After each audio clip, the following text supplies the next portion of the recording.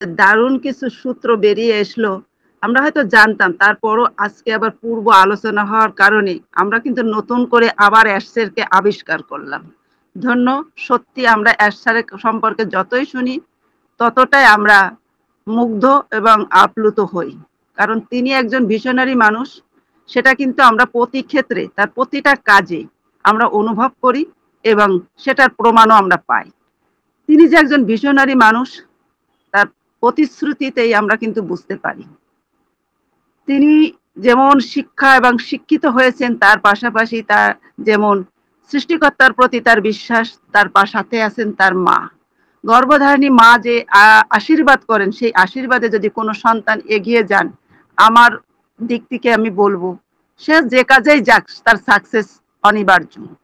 তেমনি আমাদের মহান সিইও মিস্টার অ্যাশ মোপারাছার তেমনি একজন ব্যক্তি যে তার সাথে এরকমই কিছু আশীর্বাদ সবসময় আছে, আর যার জন্য সে সবসময় বলেন যে আমি ডু আর ডাই, করবো না হলে মরবো। কারণ তিনি প্রতিনিয়ত এটাও বলেন আমি প্রতিনিয়ত নরকে যাচ্ছি, ফিরে আসতেছি।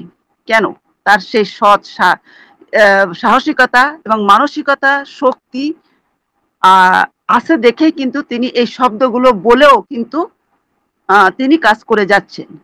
তার সঙ্গে লড়াই চলছে, তিনি সংগ্রাম করছেন, কিন্তু তারপরও তার ভীষণ যে মিশনটাকে সাকসেস করার জন্য প্রতিনিয়ত তিনি সামনে এগিয়ে যাচ্ছেন। তিনি আসলেই একজন প্রকৃত লিডার। লিডারের অনেকগুলো গুণ থাকে, তার মধ্যে আমি বলবো আমাদের লিডার আছে অত্যাধিক বিশ্বাসী, অনেস্ট এবং সত্যবাদী, যার কারণে তিনি কিন্তু যে কাজেই যাক না কেন সেটার ফল সত্যি সুন্দর হবে। আর সেটার জন্যই কিন্তু বিশ্বাস করেছেন, তাদের সুযোগ দিয়েছেন, বিশ্বাসঘাতকতা করেছে, তারপরও স্যার কিন্তু তাদের আঘাত করেনি। না করে তিনি তার সামনের যে নিশানা বা দৃষ্টি সামনের দিকে এগিয়ে যাচ্ছেন, কারণ তার মাথায় সেটাই আছে যে এই যে 14 লক্ষ প্লাস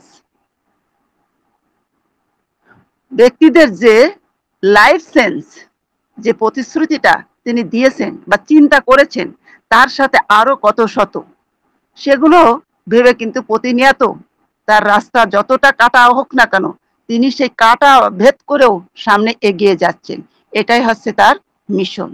আর তিনি যে একজন প্রকৃত লিডার তার ফল এবং কার্যক্রমেই আমরা কিন্তু বুঝে গেছি।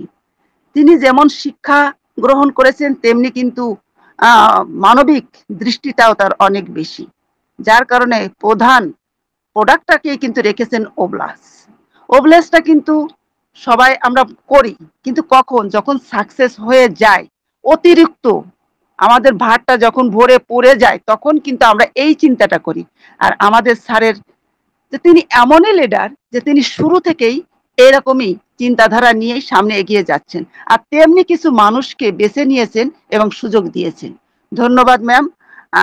আমরা বেশ আমাদের প্রিয় শিক্ষক গুরুজন সুন্দর কিছু আলোচনা রেখেছেন, শুনেছি, খুবই ভালো লাগে। স্যারের উপস্থিতিটাই আমি মনে করি ও বেস্ট বলেন, ও বেস্ট ট্রেনিং সেন্টার বলেন, এই প্রত্যেকটা জায়গা আমার কাছে মনে হয় স্যারের উপস্থিতি বা এরম কিছু নলেজেবল পার্সনদের উপস্থিতিটা আলোকিত করে ধরে, আলোকিত করে রাখে।